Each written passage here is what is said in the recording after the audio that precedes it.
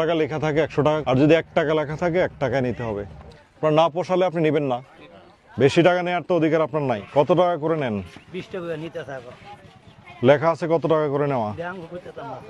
6 টাকা আছে স্যার, এটা আমরা চাটা উঠাইছি। আবার পার হইয়া দুইজন মানুষ যাইলে আবার যাইলে 30 টা দিলেও মানে না, এনের মাঝে যাবো এটিয়া তোলে। আমি নিজে কিছুদিন আগে পার হইছি, 30 টা দিছি, আমার লগে কার্য করতো। ইজারার নামে অবৈধভাবে টাকা নেওয়া বন্ধ করতে হবে, এবং করতেই হবে, এটা বন্ধ হবে। আমি এটা চ্যালেঞ্জ করলাম। আর ইজারা সরকারিভাবে যে টাকা লেখা আছে এর বাইরে 1 টাকাও যদি নেওয়া হয় সেটা পরিষ্কার চাঁদাবাজি।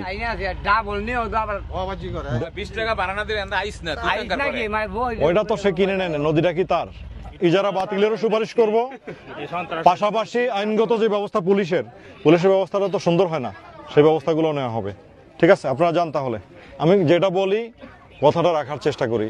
এখানে আমি বলছি এটা বন্ধ হবে, আমি বন্ধ করেই ছাড়বো। এখান থেকে যারা যায় বেশিরভাগই একেবারে অনাথ গরিব, পাতিল মাঝে ওই কোনো রকম গরু চড়ায়, তাদের কাছে 20 টাকা মানে অনেক টাকা। ঢাকা যাওয়া যতটা কঠিন তার কাছে ওই নদীর ওপার যাওয়া ততটা কঠিন।